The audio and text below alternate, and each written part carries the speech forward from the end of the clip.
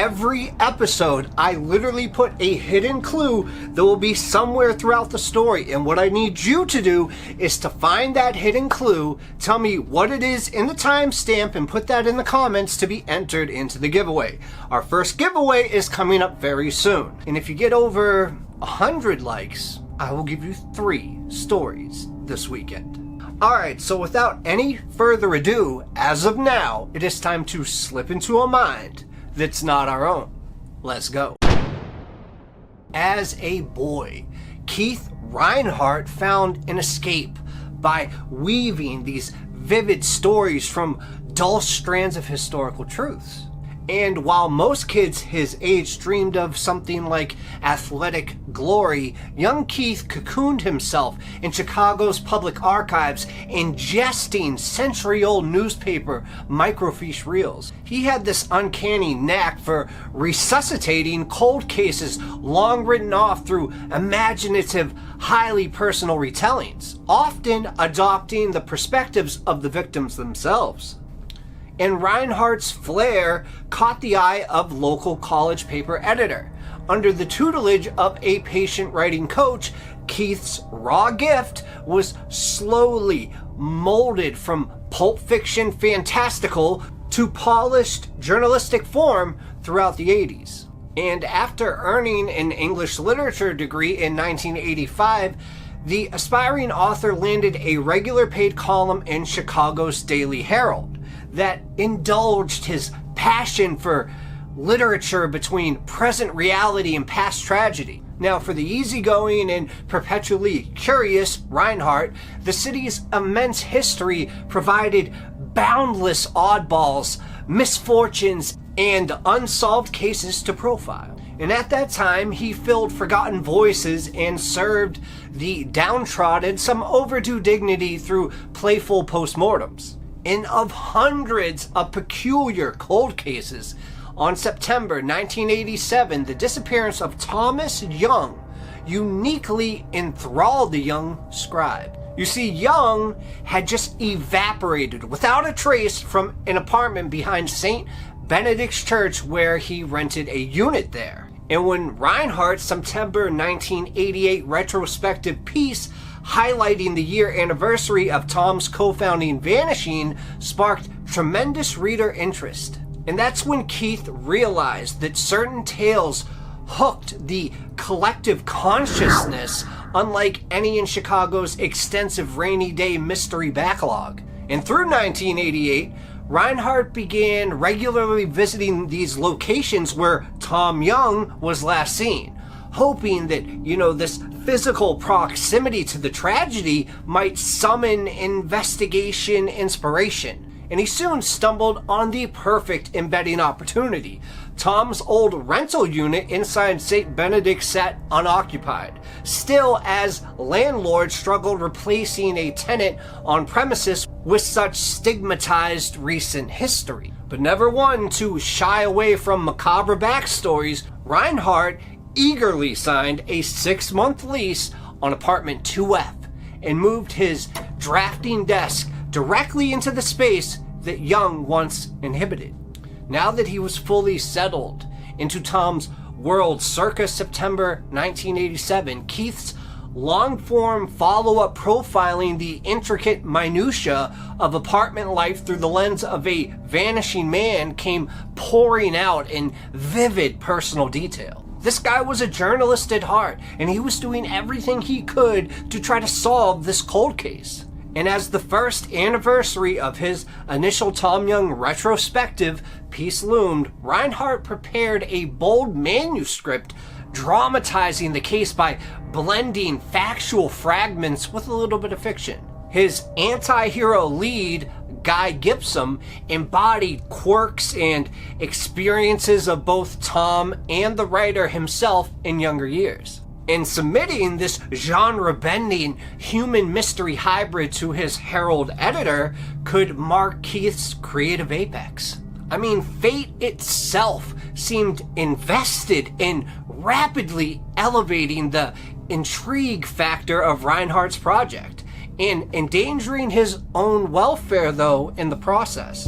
But 1 week before Keith's deep dive published, an unthinkable discovery shattered lingering hopes that Tom Young may have simply started life at a new place. In a Lakewood Gulch forest 2 hours west, a hiker and a roaming German shepherd unearthed scattering partial male remains.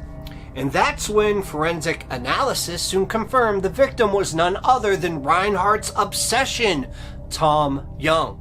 Solo apartment renter turned figure of regional fascination. Equally chilling, Young's canine companion was found with identical fatal cranial damage and just mere inches away from each other. Two soulmates, you could say, brutally murdered, execution style, in the same remote wilderness, just a year following Tom's urban vanishing act. Rather than clarifying mystery, however, the macabre mountain scene provoked deeper contention. Local authorities swiftly classified this as an open and shut case, and facing, I guess, insurmountable inner demons, Tom Young had apparently masterminded the wilderness taking of his own life along with his best friend, which was his dog. Now, this assertion incensed Young's family and inner circle. Gentle Tom, experimentally battling mental illness they could conceive, but calculatingly ending a dog's life made zero sense for a lifelong animal advocate, which he was. Why not let the dog just go and escape in the wild? Critics argued conveniently tidy evidence at the scene screamed orchestrated cover-up angling. And amidst bitter disputes over simplest explanation conclusions, a bitter chill crept across stately Lakewood Gulch as the leaves turned and the days shortened in October 1988. And the moment that resident author Keith Reinhardt learned a duplicitous darkness may indeed be stalking these shadows, he too vanished permanently into the thin Colorado air after one final bizarre act. On October 15th, Lakewood Gulch Cafe owners watched Reinhardt purposefully stride towards the fog-draped face of nearby Pendleton Mountain dressed in a flannel shirt and jeans, and without any provisions, any gear, or any rational plan for summiting and descending safely before nightfall. And this is where things get twisty and creepy. Keith then offered only cryptic parting words alluding to a long-standing impulse for testing limits in the wilderness terrain after hitting 50. But even years-long confidants found this spontaneous farewell hike peculiar, as Reinhardt had never shown outward aspirations for extreme athletic feats before.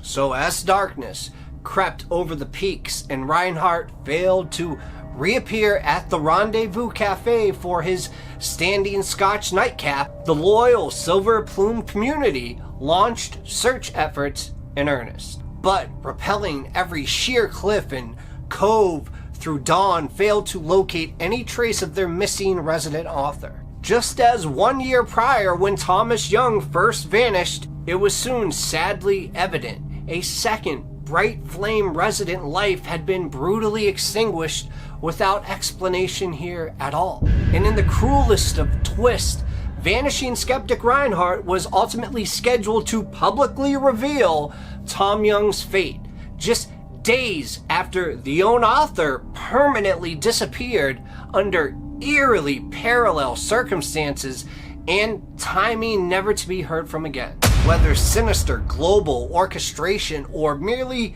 catastrophic karmic coincidence binds the broken lives of Tom Young and Keith Reinhardt, justice continues to find two bereaved families still mourning their losses decades later. But the one man that was determined to shine a light on these forgotten secrets from the past found himself fatally trapped in the same cruel maze, with the truth still mocking efforts to bring home or lay either soul to rest for eternity.